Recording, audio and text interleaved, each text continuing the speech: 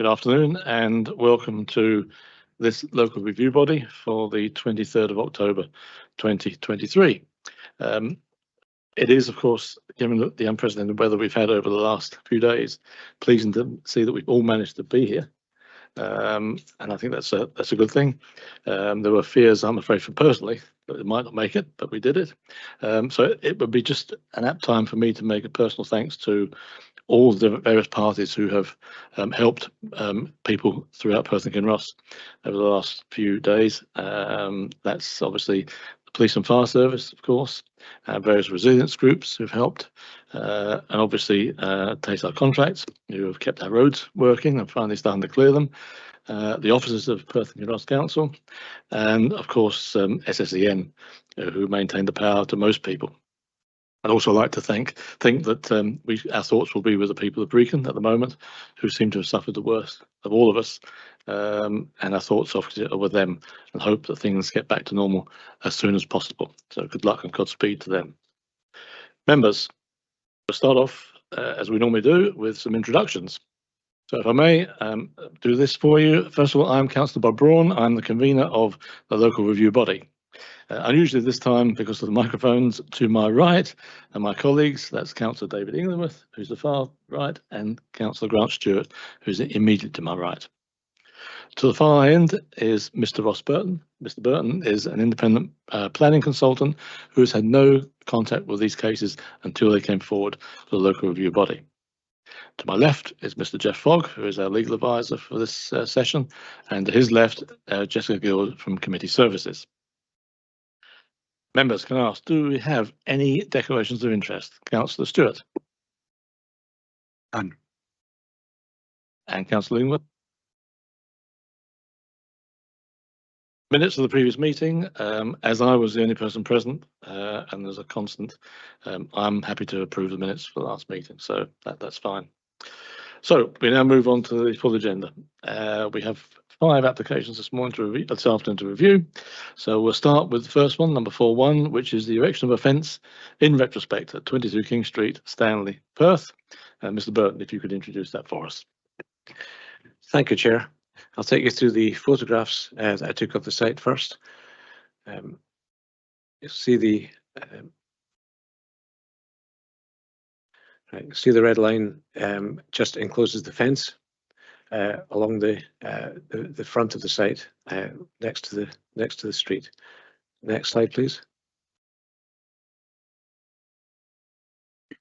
So the fence, 1.9 meters high, close boarded timber fence, and you can see it runs along the whole length of the property with a slight decrease in height at the gate. Next slide, please.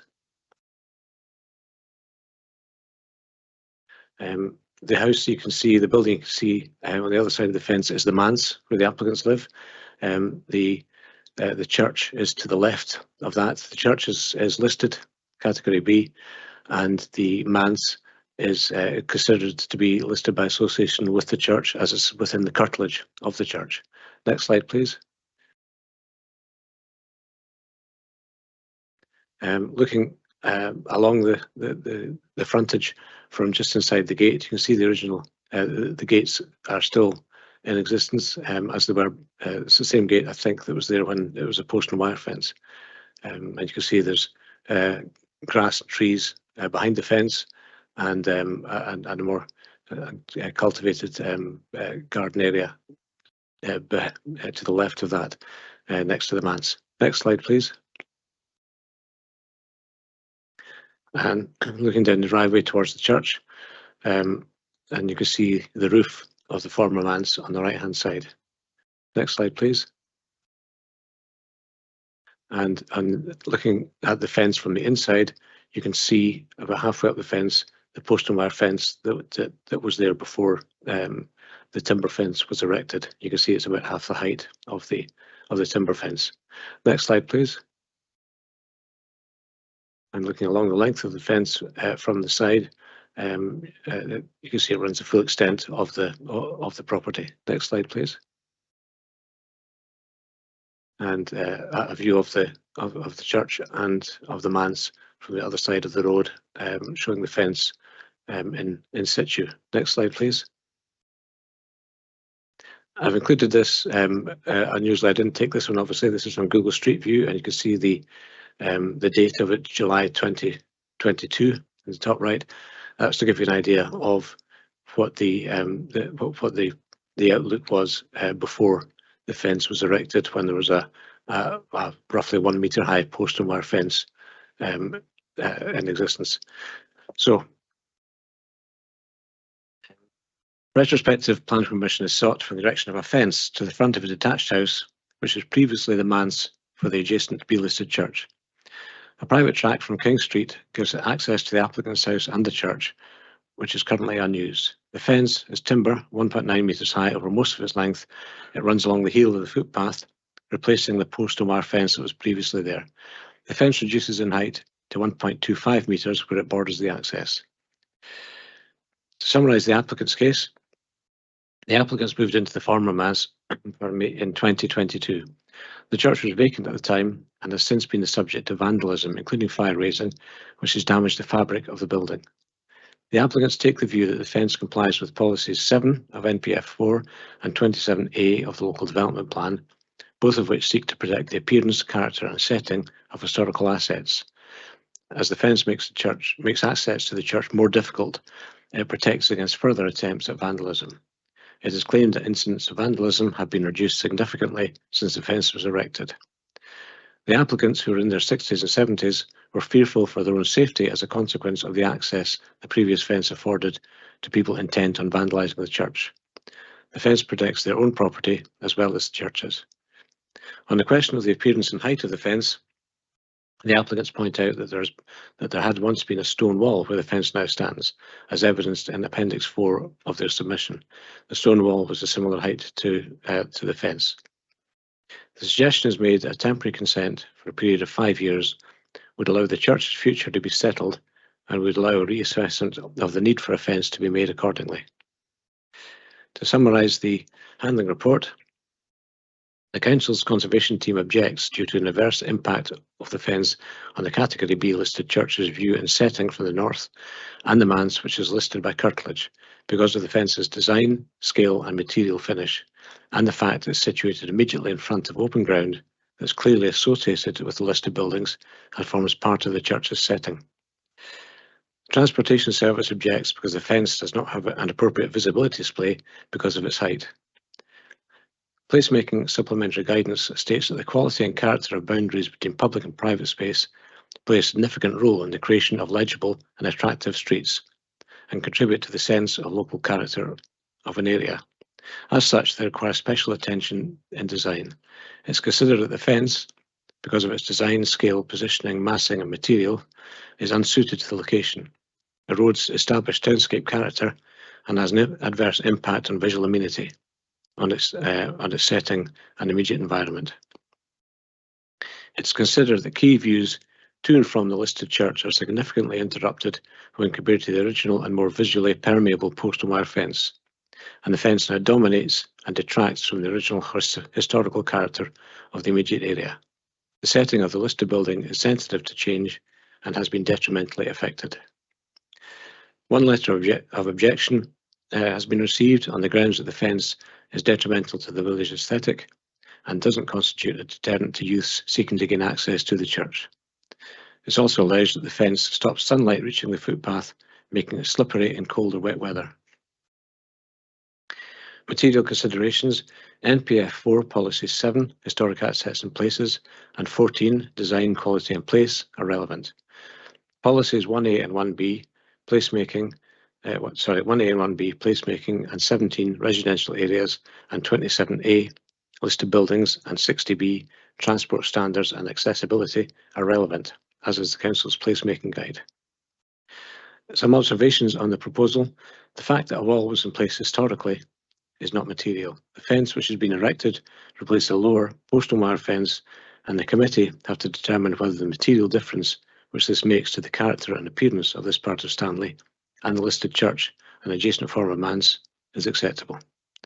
Thank you, Chair. Happy to take questions. Thanks, Mr. Burton. I'll kick off, if I may, just to clarify. On the picture we're looking at on there, the land just behind the fence, I presume that's all under the ownership of the manse. as is the other side. Is that correct? I'm not sure which the land in front of the manse, surrounding the manse, is owned by the applicants who own the manse. The land in front of and immediately surrounding the church is, I believe, still owned by the Church of Scotland. So there are two ownerships within that area. Okay. Councillor Stewart, any questions? On my site visit yesterday, I didn't go up the drive, and there was a question about security. Did you happen to have a chance to go into the property? And also, that's one of the concerns about the church being vandalised. And is there quite a bit of segregation between the church and the manse? The church is closed, so I didn't go as far as the church. I went into the driveway. One of the pictures was taken within the driveway, but I didn't go all the way in. I have to say, because it did appear to be private. There is segregation between the church and the manse, and the former manse rather, but they do share the driveway. You can see in the picture there where the driveway takes a fork towards the manse. So it's shared up until that point. Beyond that, I would imagine it's in the ownership of the Church of Scotland. Thank you. That clarifies my thoughts. And Councillor Ingworth? Yeah. Is it the case that along the length of King Street there are right next to the immediately adjacent to the pavement, there are fairly tall houses? So there's and these are far taller than the fence. Yeah, I think if we go to one of the later photographs, we can perhaps see that. If we can maybe just go through the photographs, I think that might illustrate what you're saying. Right. Yes. So yes, you can see there are houses beyond the fence, which are 2 stories, and they are adjacent to the heel of the curb. Yes. And is it the same on the? It's not, from memory. It's not the same on the other side.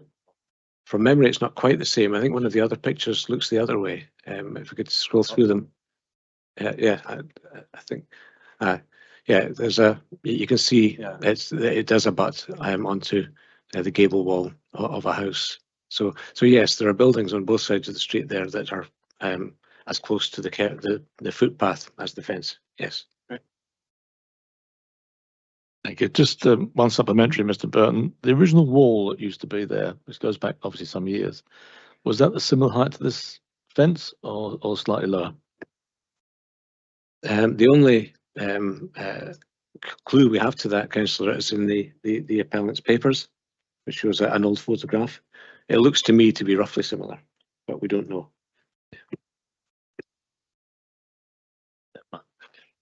Okay, colleagues, can we proceed to determine the application for review on the basis of the information before us? That is, the information contained within the papers and the presentation by the planning advisor, or do we require more information? Councillor Stewart? I'd like to proceed. And Councillor Ingworth? Happy to proceed. And I too am happy to proceed on this occasion. So I'll start off here for us on this one. We have a listed building ahead of us. Obviously an important structure in its own right. And I noticed in the papers we talk about a pleasant building, distinctive and adaptable. But as some of the photographs presented to us show, this building has been seriously vandalised over the past few years. So I would, and obviously a listed building is there to be preserved, but I think in the current circumstances, it is more a case of protecting the building rather than preserving it at this stage. And we don't know what the future of the building is going to be. Obviously, it's no longer operated as a church. It may well be sold for a house or flats, whatever it might be. So we don't know what the future there is. But I do feel that we need to try and protect it. And it's obviously suffered from vandalism in the last few years, which has completely ruined the outside of it, I think, from what we've seen in the photographs. I'm therefore of a mind that to grant the appeal on this occasion, because I feel it's there to help protect it. There's no way of stopping vandals if they're determined to get in, as we know. The deterrent for that is another conversation for another day, but it will help, I believe, and it's there at the moment. So I'm considering, I have a mind certainly to grant the appeal, but I would take up the comment of the appellant when they said that they would be happy for a temporary approval for 5 years, which I would be inclined to go with. So my view is to grant the appeal subject to a condition for a temporary period of 5 years. We also need to take note of the comments by our transport colleagues, and that is the splays from the gate, and this needs to be adjusted. So I feel a condition there that the fence height should be adjusted according to the requirements of our transport colleagues. So on those two conditions, I'm happy to grant the appeal. Councillor Stewart. Thank you, Convener. I am not mindful to grant, and I agree with the Perth and Kinross Council's officers' reasons for refusal, paragraph 1 and 2. I feel that there's other ways that the church could be protected. That a fence of this doesn't stop vandals getting in because there's access to the driveway. So I'm minded to refuse. Thank you, Councillor Ingworth. I'm minded to agree with you, Convener, that this will help protect the building. It's also the owners of the property could easily put in a 6-foot hedge if they wanted to, and the fact that all along King Street, along that side of King Street, there are houses immediately adjacent to the pavement gives me confidence that this is the right decision. Thank you, colleagues. Mr. Fogg, we have a majority decision here to proceed and grant the appeal. Thank you, Convener. Just for clarification, can I confirm with Councillor Illingworth that his position is aligned with you in all respects, and that includes to grant for a temporary period of 5 years, and with an additional condition that the transport planning visibility splay standards are met as a condition of the approval? Yes, that's true. Thank you very much. So we'll now move on to the second item on our agenda today. This is the appeal for the change of use of a flat to form a short-term let accommodation unit in retrospect at 131 Athol Road, Pitlochry. I believe the applicant is here with us. So, Mr. Burton, if you could start us off for us, please. Thank you, Chair. The application is for a flat on the first floor of Athol Road in Pitlochry. I'll take you through the as a short-term let for holiday use. I'll take you through the pictures first. You can see the site there. With the flat is accessed by the blue door you see next to the Sweetie Shop ice cream shop in the corner, Scotch corner, and you can see some of the windows of the flat above. Next slide, please. And looking along the length of the property. The property that's painted, freshly painted, you can see includes the application property and another property owned by the applicant, which isn't the subject of a planning application, but which has consent as a tourist let flat for a short-term let flat for tourism, because it has been in place for more than 10 years.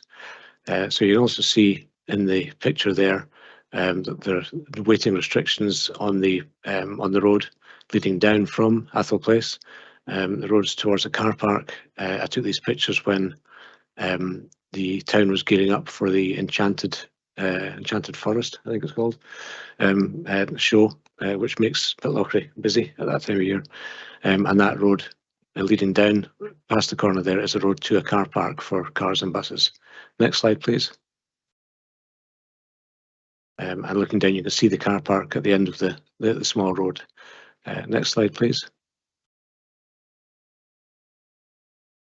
And looking back along the high street, you can see the accommodation is not unusual. First floor flatted accommodation above shops. Next slide, please.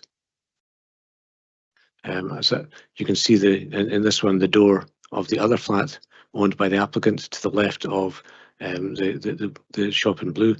That's to the one-bedroom flat, which has permission as a tourist let. Next slide, please. And that's just looking along the street of Pitlochry, away from the centre of Pitlochry. Next slide, please. Thanks. So retrospective planning permission is sought for the use of a first floor, two-bedroom flat in the centre of Pitlochry as short-term holiday accommodation. The flat was bought by the applicant in 2021 and uses it, together with the adjacent one-bed flat, as self-catering accommodation, largely for tourists. Records for the adjacent flat at 131 Athol Road demonstrate that it's been used for short-term lets for at least 10 years, so that property was the subject of an application for a certificate of lawfulness, which was granted on 24th of August 2023. The council is deciding, on the balance of probability, that the use had been in place for over 10 years. To summarise the applicant's case, the applicant's letting business of the two flats is her sole income. The flat at 127 is better suited to short-term lets than as a primary residence because of its location, above a popular ice cream shop and on a corner of Pitlochry's busy main street. The substantial footfall on the street below the flat and the amount and type of traffic using the main road and turning the corner into Reachen Road, where there is public parking, means the occupants are subject to a great deal of noise. Any noise generated by occupants of the flats is significantly less than that which affects the flats from outside. The applicant has spent a considerable amount of money in improving the appearance of the building from its dilapidated appearance when she bought it. The tourists that occupy the two flats contribute significantly to the local economy. The lack of dedicated parking spaces is not seen to be an issue either by most occupants of the flats or the council's transportation service. To summarise the report of handling, NPF 4 Policy 30E Tourism states development proposals for the reuse of existing buildings for short-term holiday let will not be supported where 1. The proposal will result in an unacceptable impact on local amenity or the character of a neighbourhood area, or 2. The loss of residential accommodation where such loss is not outweighed by demonstrable local economic benefits. In respect of 1, the proposed use of the property as a short-term let is not significantly different from a flat in terms of its physical appearance. The extent of guest footfall or noise emanating from the property, as long as good management practices are in place. In respect of criterion 2, however, the proposal results in the loss of a flat to short-term let accommodation in the PH16 postcode area, which is already subject to a proliferation of holiday accommodation. As such, it contributes to a cumulative adverse impact on the mixed-use character of Pitlochry Town Centre by further eroding the residential component of that mix of uses, which is crucial for the viability and vitality of the centre. While there are economic benefits associated with the proposal, these do not necessarily outweigh the loss of residential accommodation. NPF Policy 27 City, Town, Local and Commercial Centres also promotes proposals which improve the vitality and viability of town centres. Local Development Plan placemaking policies 1A and 1B are relevant, as is Policy 10, City, Town and Neighbourhood Centres, which promotes the retention and development of housing and other uses which are compatible with the existing city or town centre use. In terms of placemaking, the proposal contributes to a cumulative adverse impact on the mixed-use character of Pitlochry Town Centre by eroding the residential component of the mix of uses, which is crucial for the viability and vitality of the centre.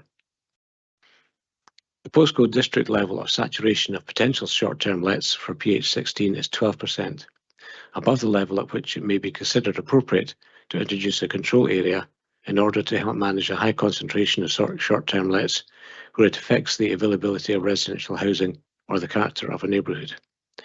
Draft planning guidance on short-term lets has recently been produced due to concerns expressed over the impact of short-term lets on services, local business staffing and expansion, and housing affordability.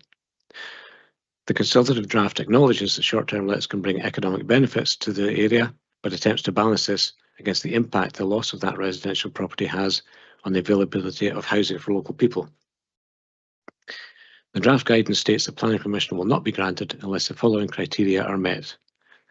1. The proposal is for the refurbishment of a long-term empty residential property. 2. The proposal relates to a residential property with 4 or more bedrooms. 3. It can be demonstrated that the residential property has been operating as a short-term let for more than 10 years. 4. It can be demonstrated that the proposal for the change of use to short-term let is part of a diversification scheme to support an existing Perth and Kinross business within the same landholding. It should be noted that this non-statutory guidance is currently open to comment and not yet adopted, but it does form the most up-to-date indication of council policy intent on the matter. There are no representations on the application. Material considerations, policies 27 and 30 of National Planning Framework 4, policies 1A and B and 10 of Local Development Plan are relevant. The draft guidance on short-term lets published for comment by the council is also relevant. Some observations on the proposal. Planning legislation now allows councils to designate short-term let control areas. Perth and Kinross have consulted on this, including the supporting guidance referred to in the handling report. The public consultation closed on the 18th of August, and feedback is expected to be published in December. If the council, following this consultation, decides to proceed to designate part of the council area as a short-term let control area, it has to go through certain steps. It must publish a notice of the proposal first, then submit the proposal to Scottish ministers and obtain their approval, and then, subject to ministerial approval, give notice of the designation, setting out the area to be covered and the date on which the control area will come to effect. So members should note that while the draft guidance on short-term lets is a material consideration, it is draft and part of a consultation, so it could change before it's finally placed before the council and then sent to Scottish ministers for approval. Thank you, Chair. Happy to take questions. Thank you, Mr. Burton. Councillor Illingworth, any questions? Is there any hard evidence that where short-term let permissions are refused, this leads to more accommodation in the general housing market, or is there a risk that this property just becomes a second home for somebody? Well, I presume if permission is refused, then the owner, one of the options the owner would have would be to place it on the open market. So it would be then up to that, I suppose, just whoever buys it, whether they're local people or somebody buying it for a permanent holiday home for themselves. That is a possibility. So the council couldn't control that aspect.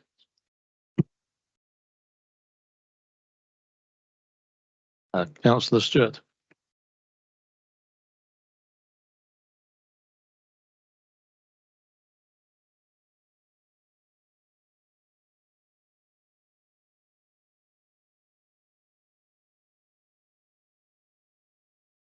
I have no questions, Chair.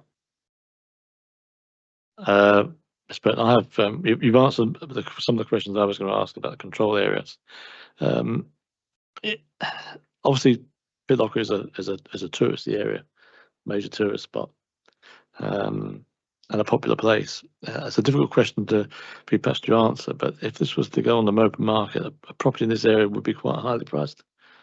Would you possibly outside the reach of first-time buyers? I wouldn't like to make a guess on that, Councillor. I have to say, I see your point.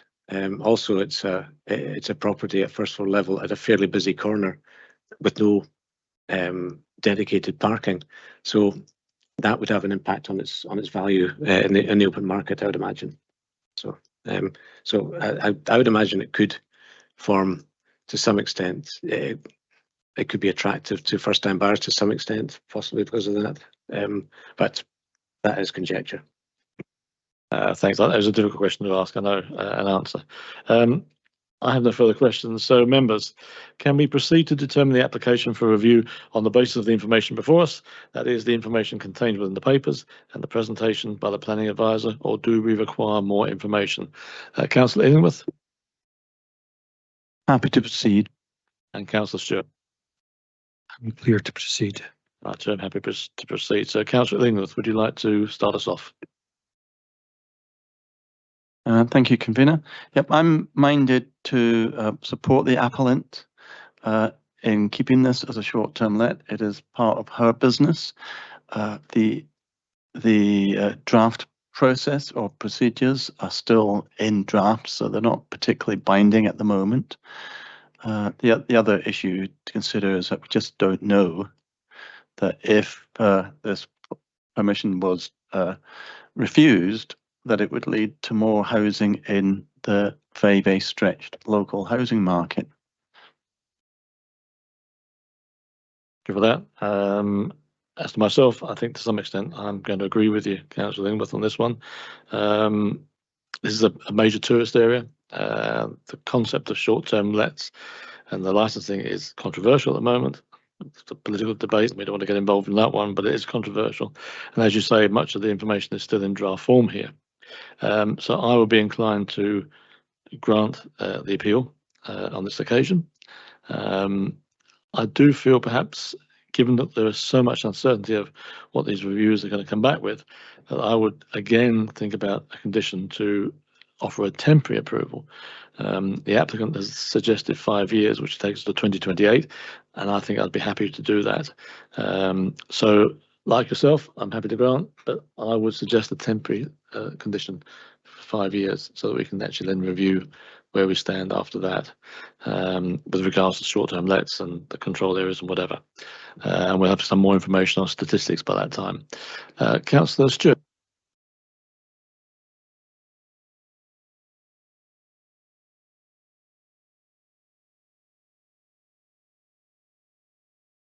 Thank you, convener. Yep.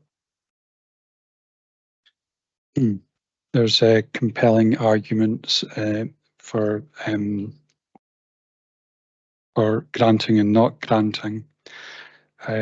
Yes, it's part of a business and it's contributing to the local economy. There could be arguments about the suitability of the flat for a first-time buyer was implied. We were looking at how busy it is and how suitable somebody would want to live there.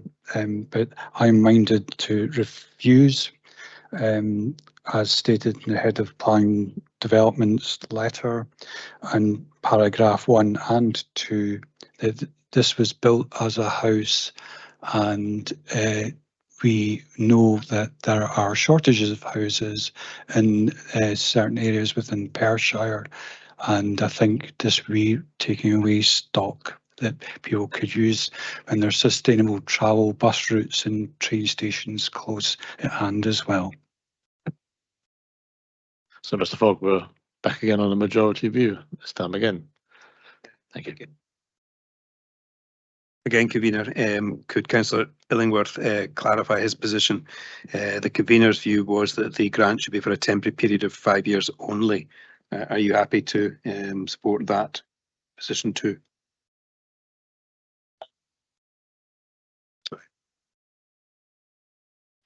Yeah, I'm happy to support that because the appellant is happy with it as well. So, Okay, members, that's it. We're done. It's been approved for you. Okay. So we now move on, gentlemen, to item 4.3. And this is the erection of a dwelling house land 20 metres southwest of Braeside House, Gairney Bank in Kinross. So, Mr. Burton, again, if you could introduce this for us. Thank you, Chair. I'll take you through the photographs. As always, the house, the new house is proposed in the front garden of the house. It's set back from Hatchbank Road. You can see the red line on the screen there. The red line extends as far as the road. It also includes a low wall, which you can just make out in the aerial shot there. The house is proposed between that low wall and the front of the existing house to the left-hand side of the garden. Next slide, please. So looking at the property from the main road, you can see there are mature trees behind the wall, and you can see how the house is set back. The proposed house site, the site for the proposed house is on the left-hand side of the photograph, behind the trees that you can see there. Next slide, please. And looking at it from closer, you can see on the left-hand side the driveway, the green area, which would be remain in front of the existing house, and it would also be in front of the proposed house. The higher trees, the taller trees you see at the rear on the left-hand side are the extent of the garden area, which would be the application site. Next slide, please. And looking at the application site from the road, the wall that you can see there would remain, and the house would be positioned on the grass, roughly at the site of where the shed is. It would be longer than the shed, obviously, and be a bit forward of that too. Next slide, please. So looking at the application site from closer, it's at the moment that you can see it's just a grassed area in front of the main house. Next slide, please.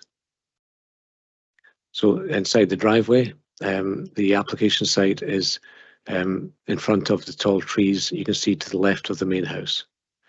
Next slide, please. And the house would be positioned beyond the tarmac area, on the grassed area, directly in front of the tall trees there, some of which would be removed. Next slide, please. So looking at the application site from the side of the main house, this would be looking into the gable of the proposed house. Next slide, please. And the application site in full, taken from the driveway. You can see it's a fairly level lawn with tall trees behind. Not far from the back of these tall trees is the motorway. Next slide, please. You can on this picture, you can just see the motorway, one of the carriages of the motorway to the left-hand side of the photograph. So planning permission is sought for the erection of a detached house in the front garden of a two-storey detached house. The proposed house will be finished in black stained timber with a black metal roof. The drawings submitted with the application and review show the accommodation to comprise a single bedroom with dressing room and ensuite shower room, a further shower room and a living room, dining, kitchen. Drawings submitted with a noise impact assessment show an additional basement level with a games room, cinema and wine cellar, although this does not appear to form part of the planning application as submitted or as part of the application for review. The application site is just over 60 metres from the carriageway of the M90 and will be adversely affected by traffic noise, to deal with which the applicant's noise impact assessment suggests a 3-metre high acoustic fence along the western boundary of the site, approximately 2 metres from the rear elevation of the proposed house.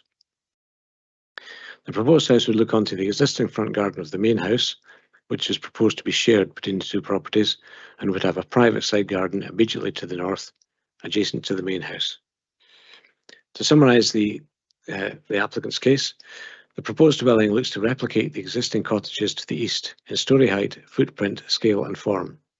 Furthermore, the proposals are comparable to ancillary buildings. Stone has been chosen as a base course to tie in with the stone walls surrounding the existing house, and black timber has been chosen to tie in with the black timber to the house, and black metal has been chosen as a contemporary take on the dark tiles and slate seen on houses in the area. An application for ancillary accommodation similar in size and location to the proposal was granted in 2017 but never implemented. The proposed house would be subservient to the main house and would appear similar to an ancillary building. The trees which are proposed to be felled are not protected and could be removed without planning permission at any time. Compensatory planting of 3 trees for each one felled is proposed. Pre-application advice from the council suggested that the proposed house should relate to the existing house and nearby cottage-style buildings, and agreed that the site is well defined. The proposed dwelling in this location is bounded well by the stone dyke wall and proposed trees to the west. existing woodland and stone dyke wall to the south, the access road, line of trees and stone dyke wall to the east, and the existing house to the north. The location will not obscure the approach to the house and would follow the street building line of the neighbouring cottages to the east. The view and outlook of the existing house would not be obscured. There's no specific wording within NPF 4 Policy 17 or Housing Guidance, Housing in the Country Supplementary Guidance, that development in the front garden of an existing house is against policy. To summarise the report of handling, the proposal for a new dwelling house in the front garden of an existing dwelling house does not meet any of the criteria set out in Policy 17 of the Local Development Plan, and by virtue of its location and contemporary design, it will have a negative effect on the distinct character of the dwelling house and the surrounding area. The application site is not an identified settlement in the Local Development Plan, and therefore Policy 19, Housing in the Countryside, and related supplementary guidance are relevant. Under that policy, the proposal can only be assessed under Category 1 building groups, as it doesn't fit into the other categories.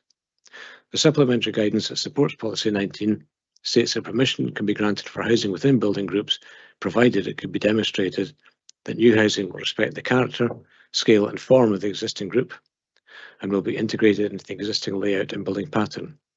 It will not detract from the visual amenity of the group when viewed from the wider landscape, and a high standard of residential amenity will be provided for both existing and new housing.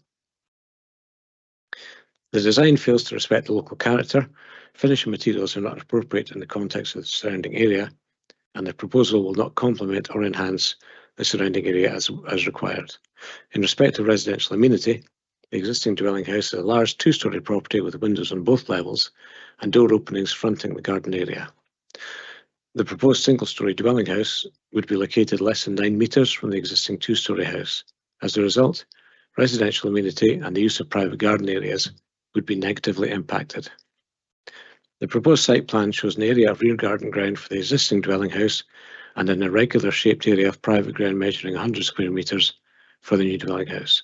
The area of garden ground for the new house would be screened by a 3 metre high acoustic fence and proposed cypress trees on the west boundary and existing planting on the south boundary, which will reduce the daylight and sun into the property and impact the use and enjoyment of the private garden space, having a detrimental effect on residential amenity. The proposed site plan shows the existing vehicular access to be shared by existing and proposed dwelling houses.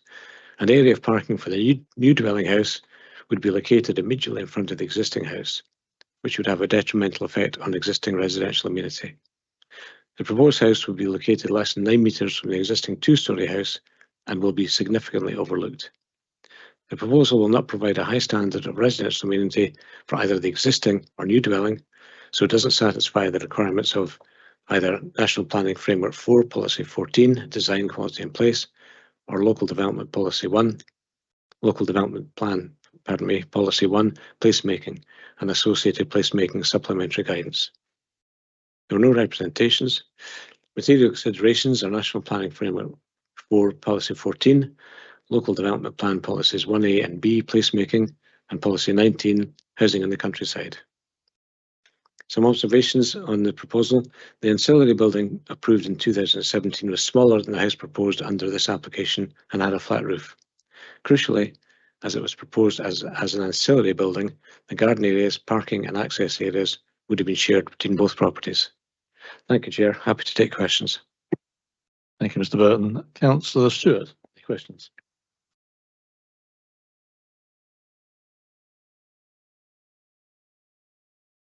Thank you, Convener. Can you just clarify when we're talking about the buffers and the trees and the acoustics? Am I right in thinking it's the trees on the west boundary that would probably be felled, and these are not subject to any license to cut them down? So sorry, that's two questions about the actual trees, and just to clarify where the trees are going to be felled, because I see there's quite a not a substantial plantation, but there's a buffer where you could see the M19, the west part. Yeah, thank you, Councillor. You can see the red line on the picture in front of you there. The trees to the west of that red line would not be affected because they're out with the boundary. The trees, as I understand it, the trees adjacent to the garden area, which is the area where they're proposing the house to be constructed, they would be affected. The boundary treatment to the west of that, where the red line is, to the west of these trees, would include a 3-metre high close boarded acoustic fence on the recommendation of the applicant's own noise impact assessment, and which the Council's Environmental Health Service considered to be acceptable. Thank you. Councillor Ingworth?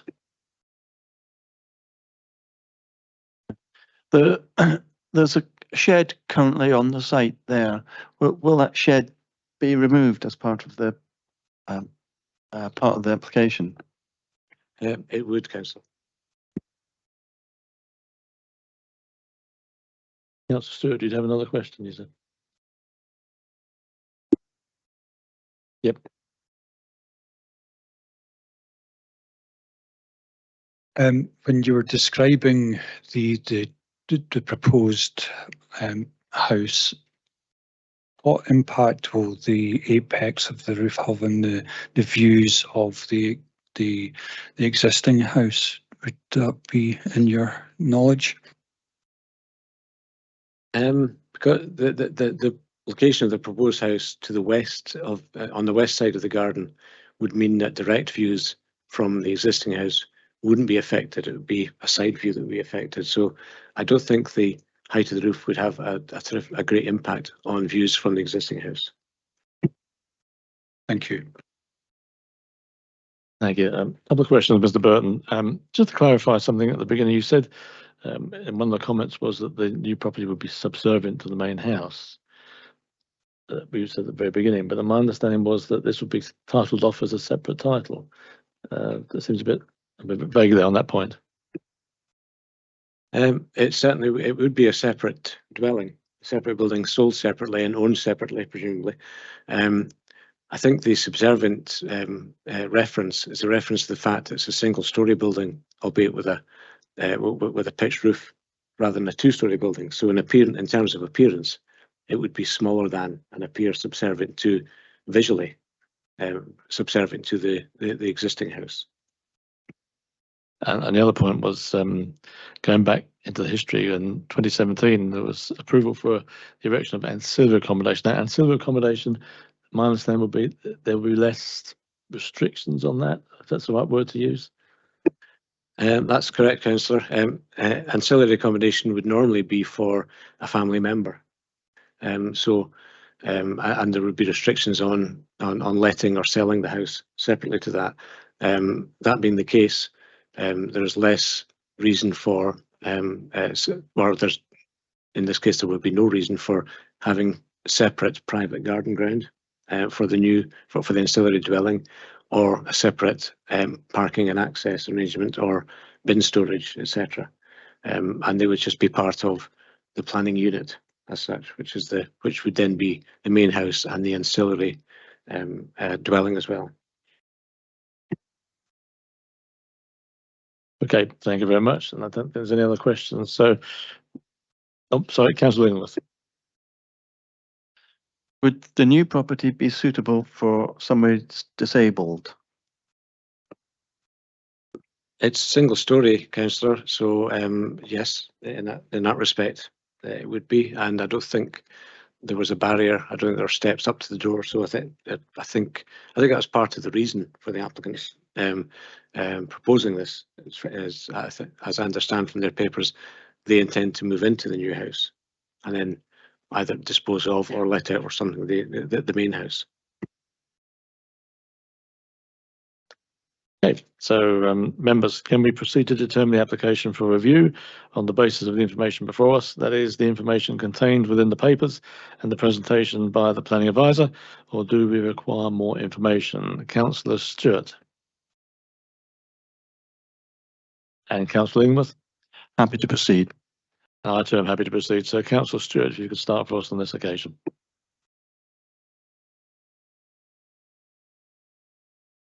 Thank you, convener. This is an interesting application, and we have just heard the reasons why it's been brought forward. However, I am minded to refuse from the Perth and Kinross Council officers, the head of planning, and I would be going on the reason to refuse on paragraph 1. The other 2, 3 and 4 are probably technical issues, but certainly the development in respect to the character and immunity of the place is incongruous, so I'm going to refuse. Councillor Ingworth. I'm minded to grant the appellant's appeal. There is a need for housing like this, suitable for disabled people and for elderly in the area. So I would like to grant the approval if possible. Thank you, gentlemen. You left it all on my head then to make the final decision. This is a tricky one, I must be honest. Looking at it, I noticed that in the past we've had in the history a approval in principle, which has now lapsed. I have to be absolutely honest. If the decision had come to me, I wouldn't have granted it. I think the ground isn't large enough for it. I'm of a mind in this case to refuse. But having said that, I think there is opportunity to do something here. But as the original decision in 2017 was to do so as ancillary accommodation, I don't think there's any problem there. And I think that would be the way forward in my mind, subject to materials to be used. I don't think the materials that have been suggested here fit with the area. I appreciate there is black timber in the main house, but not substantial enough to warrant this. So yes, I'm going to have to refuse this on this occasion. But as I say, I think the route forward is ancillary accommodation. I don't think if the proposed ancillary accommodation was the size of this design, I don't see that as a major problem. But I feel that is the only way forward, given the size of the ground and the privacy of the existing house and various other aspects.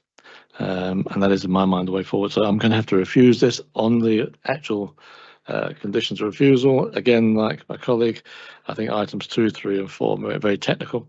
And the real thing hinges on the reasons for refusal number 1. And on that basis, I would refuse it. But as it's academic, it's just making the reasons as they are, I presume. But to my mind, that's the way forward. Thank you. So we have a majority decision again, Mr. Fogg.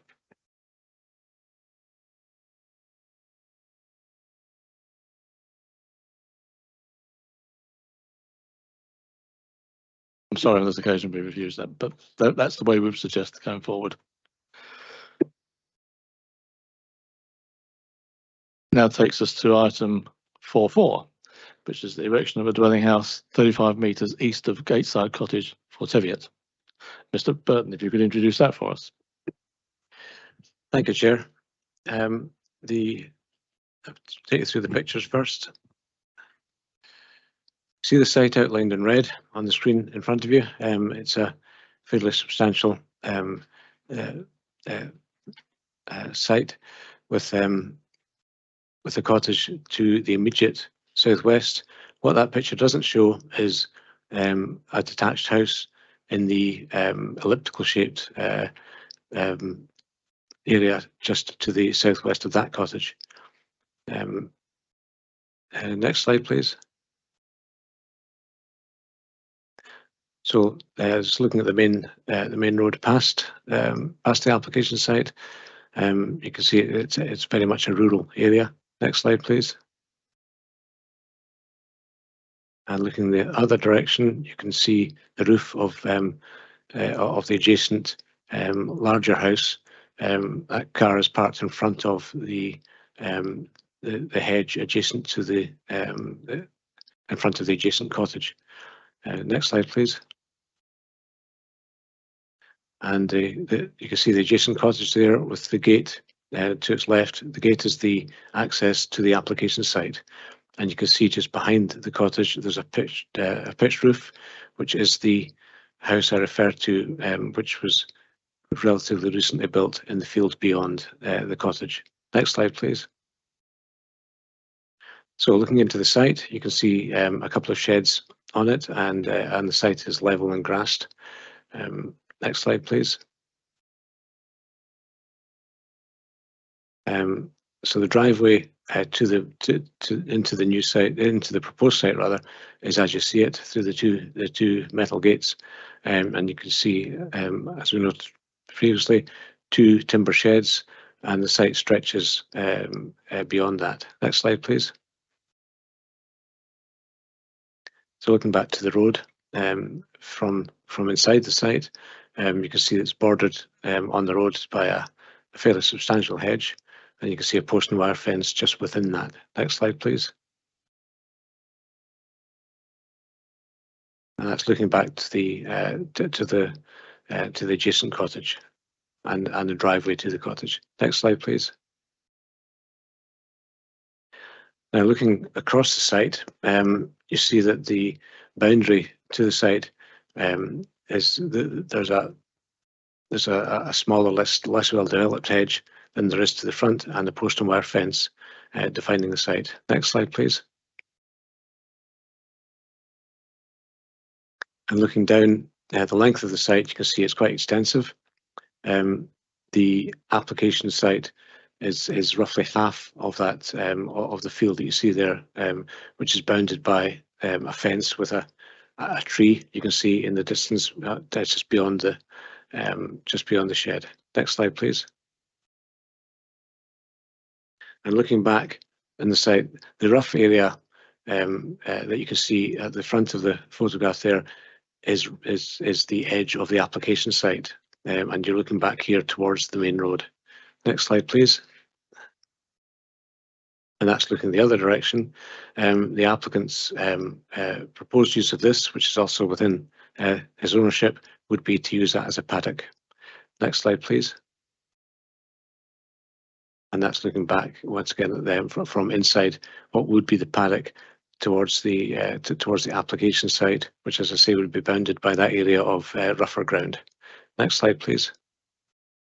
Right.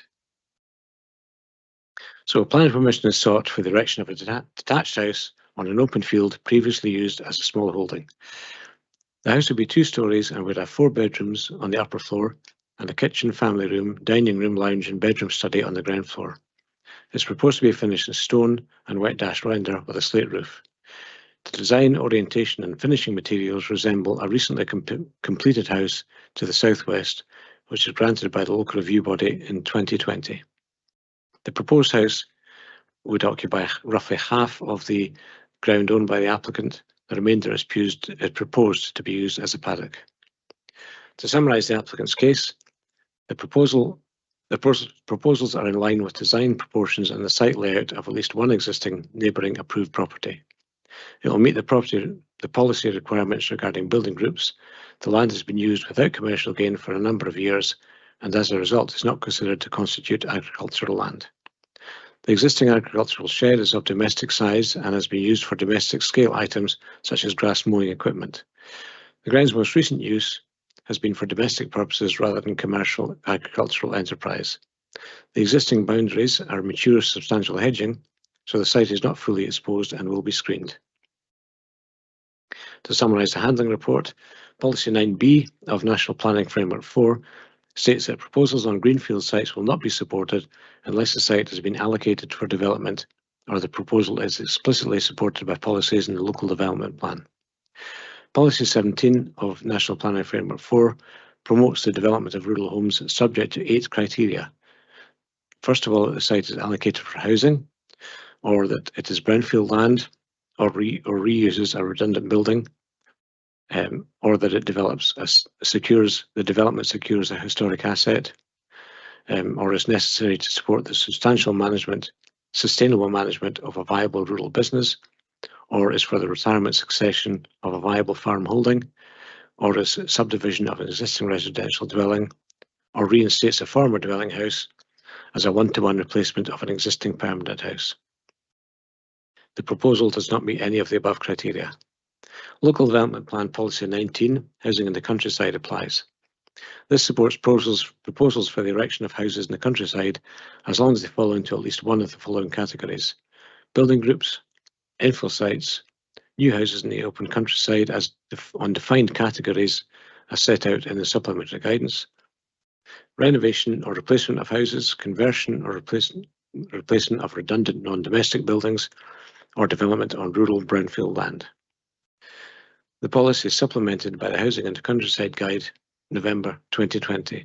In this case, the only section of the policy and guide that's relevant is Category 1, building groups, which supports new houses within building groups, provided they don't detract from the residential and visual amenity of the group, or for houses which extend the group into definable sites formed by existing topography or well-established landscape features.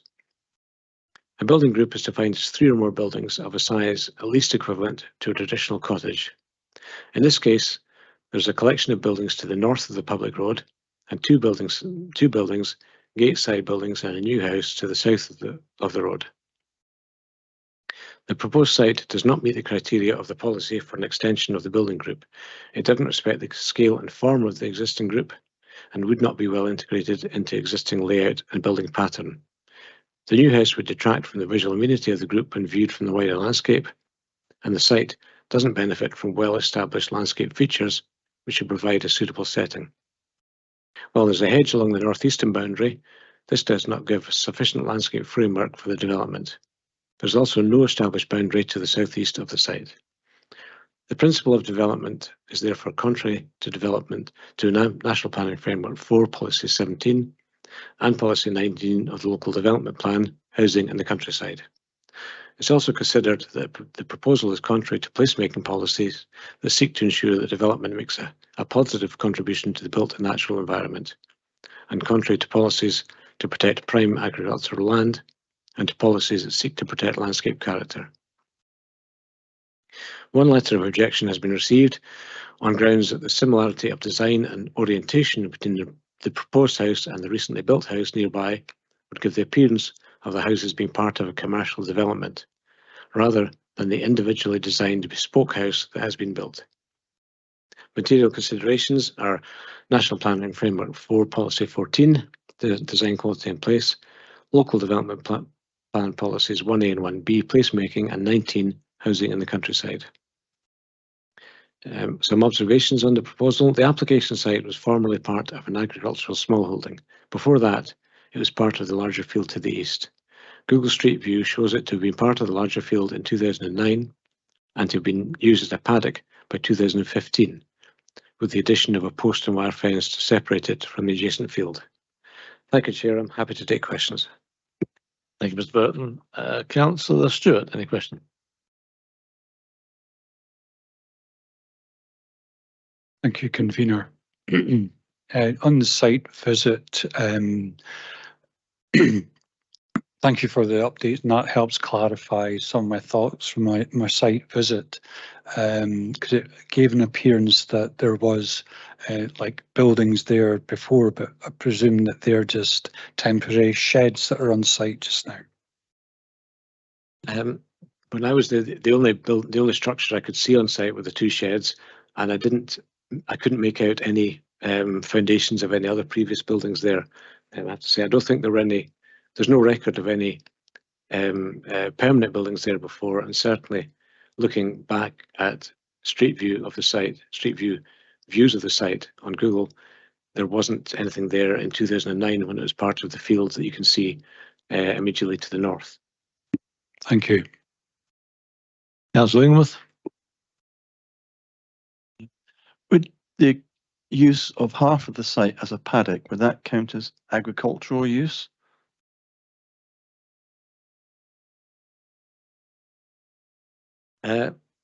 Well, yes, it would be grazing for a horse or horses, so yes. What is the definition of a building group? So if given that there are 2 houses on that side of the road, does that constitute a building group? Taking it as the houses on that side of the road, no, because a building group is a group of three or more houses. So would that building group include the buildings across the road? If you were to include the buildings across the road, then yes, there would be a building group present. That's one of the difficulties in establishing this sort of proposal. Well, Councillor Inglis actually asked my question effectively, so that's the questions over, I think. So members, can we proceed to determine the application for review on the basis of the information before us? That is the information contained within the papers and the presentation by the planning advisor, or do we require more information? Councillor Stewart. And Councillor Inglis. Happy to proceed. Yes, Convener, just before we go further, going back to Councillor Illingworth's questions to Mr. Burton, I think the Housing and Countryside Guide indicates that this is out with a building group, and that the guide does not allow for such a wide interpretation of the group area as to extend to this plot plus the houses on the north side of the road. And what's your thoughts on that? I would concur with my colleague. Fine. Okay, well that clarifies that. We'll start to debate, and I'll start on this one. An interesting application, I must admit, but given the information we've heard this morning and the report handling and the reasons for refusal, I am inclined on this occasion to refuse the appeal, and I think, but I've taken into account what we see before us, and I note that the house on the other side, although it's not necessarily the pertinent to this case, but the reasons for refusal on that originally are indicative of what we have before us. And although it was granted on appeal with the LRB, there was a dissent on that as well. And I have to say on this occasion, I think that the reasons for refusal are now stronger than perhaps they were at that time. With that other house, my town house, are now built, I think we need to start to think about protecting the area.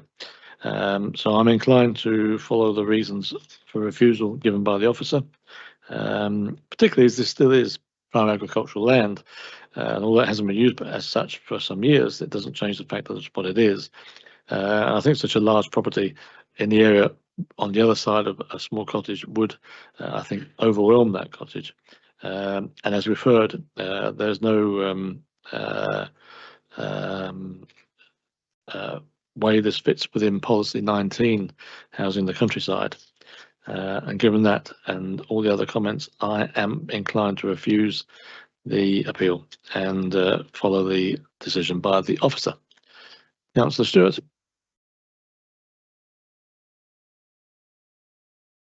Thank you, Convener. Yep, I concur with everything you spoke about. There is a need for housing.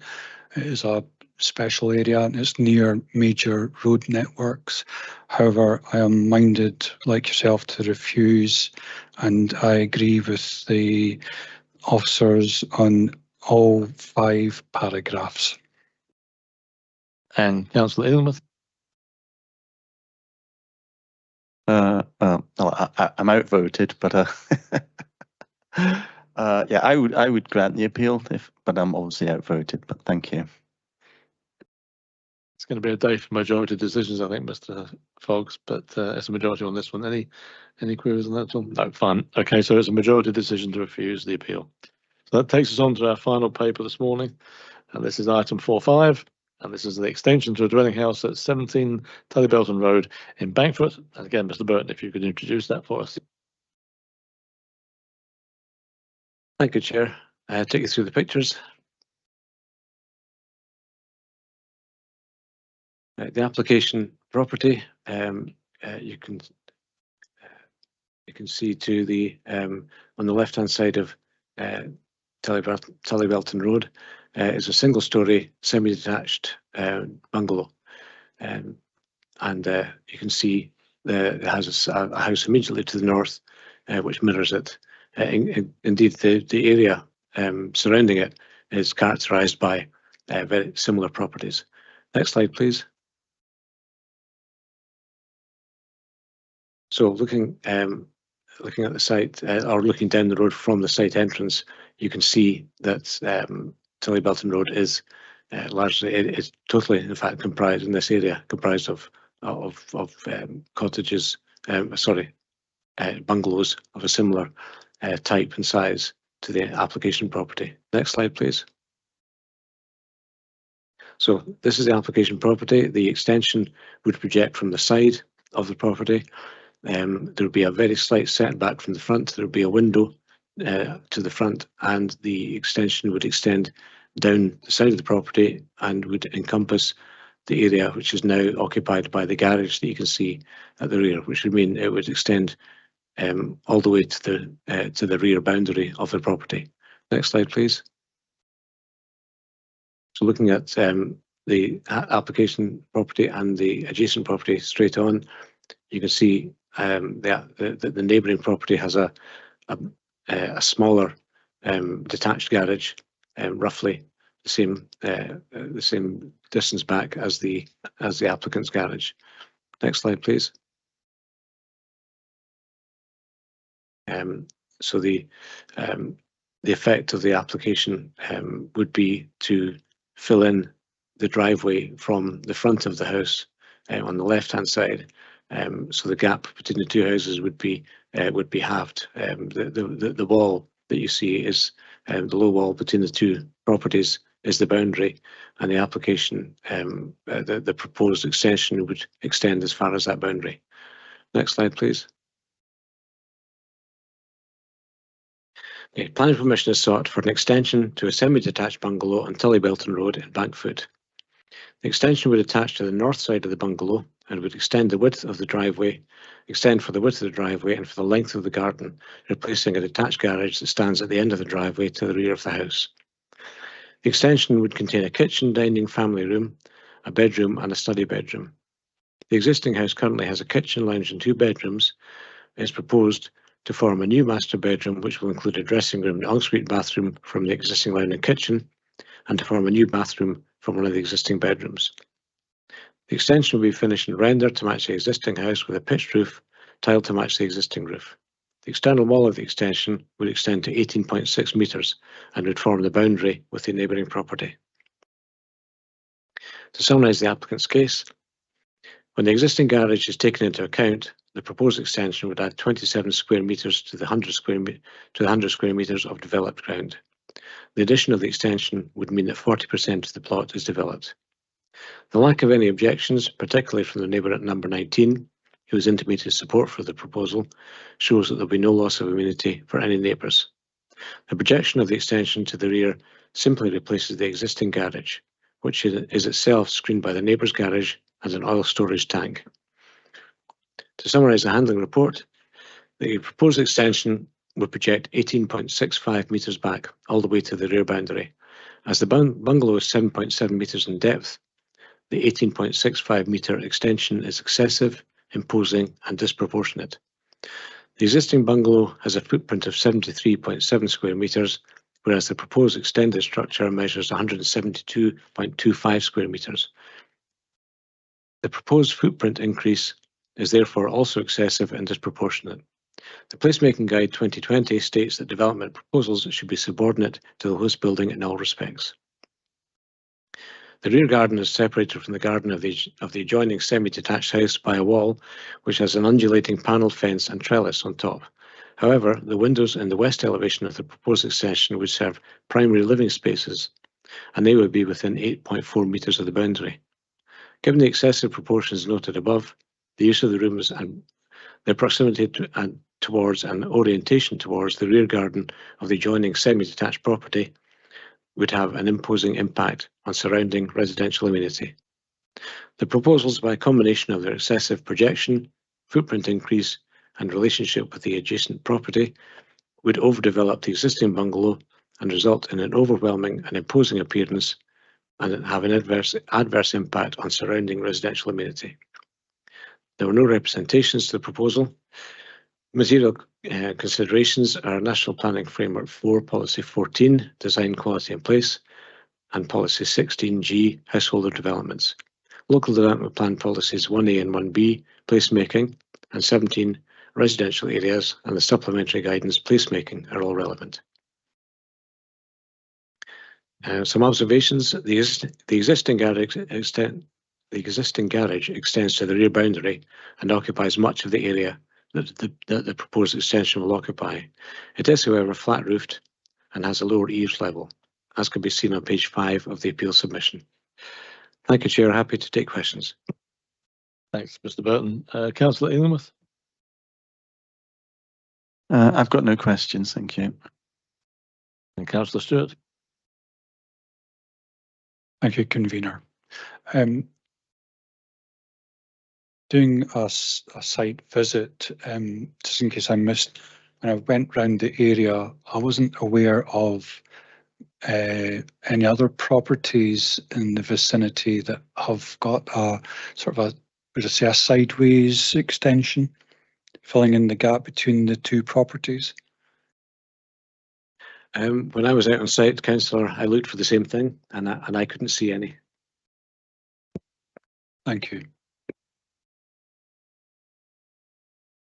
I was looking at the plan, Mr. Burton. I was trying to. It's an unusually long extension, as you will agree, I think.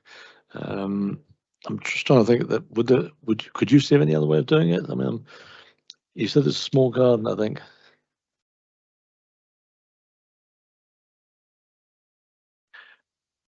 It's just difficult. The rear garden isn't big, but the house could be extended to the rear. You can see on the photograph, the aerial photograph there, that 1, 2, 3, 4 houses down.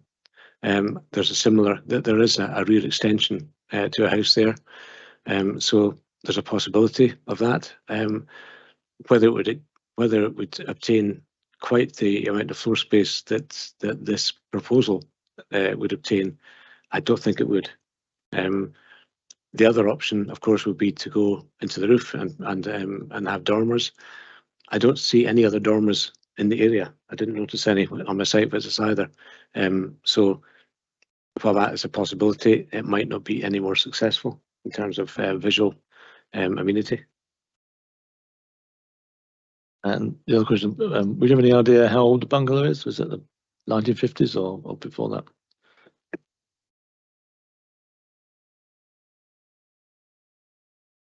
It looked as if it might be earlier than that, Councillor, but certainly no later. Fine, thank you very much. I have no further questions. So members, can we proceed to determine the application for review on the basis of the information before us?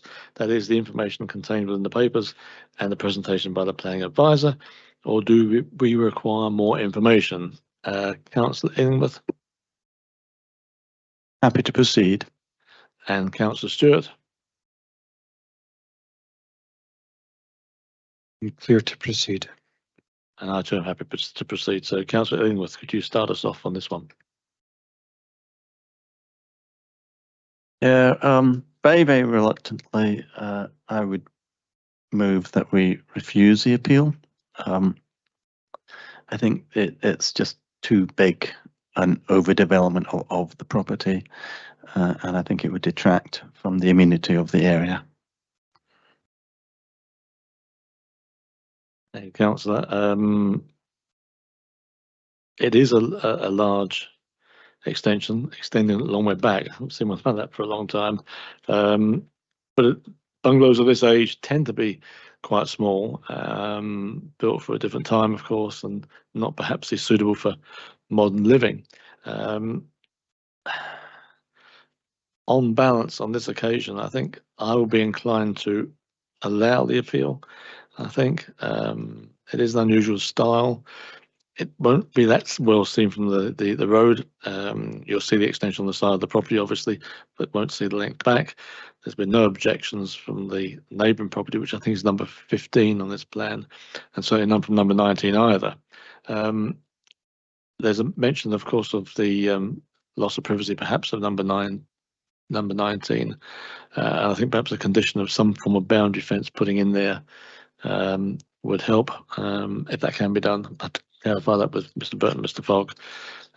But on balance, I'm inclined to allow this one to go through.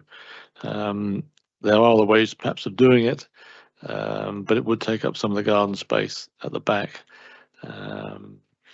So I think it's probably the only way to extend the property. And as I say, bungalows of this type aren't conducive to modern day living. So I would grant the appeal. So that Councillor Stewart, I'm afraid it's on your head, this one. Last one to be done. Thank you, convener, and thank you, colleagues.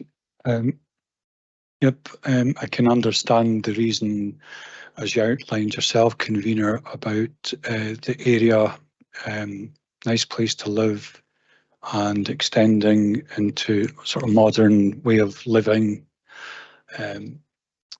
However, I am minded to refuse. I would like to highlight the paragraph 1 in the refusal, and in particular, I have got concerns about the surrounding build environment. I'm not against extensions, but I feel this is eating halfway across into the other property, and it's going to change the character and the layout of the original architecture. So I'm in this situation minded to refuse. Mr. Fogg, we'll come to the end of the meeting, and we'll majority decisions all the way through. So will you want to clarify anything here?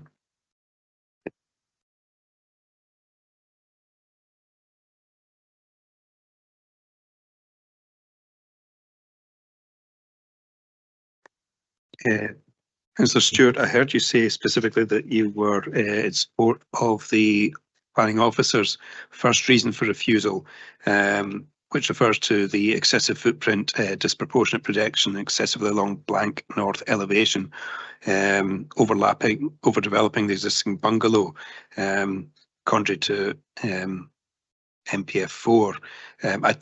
It's a similar reason in the second reason for refusal in relation to LDP 2, but can I just ask you to be more specific whether you're you're supporting both those reasons? My apologies. I agree with the paragraph 1 and 2 of the refusal, but I was just specifically with the overdevelopment and the side movement towards other property in particular. Grateful for that clarification, Councillor Stewart. Thank you. Thank you very much, both. That is a refusal by majority, so I'm sorry, it's a refusal on this occasion. I think the applicants are here. And that actually brings us to the end of our meeting this afternoon. Only leaves me to thank everyone for being here, and thank you for your participation. We'll see you on the next one. Thank you.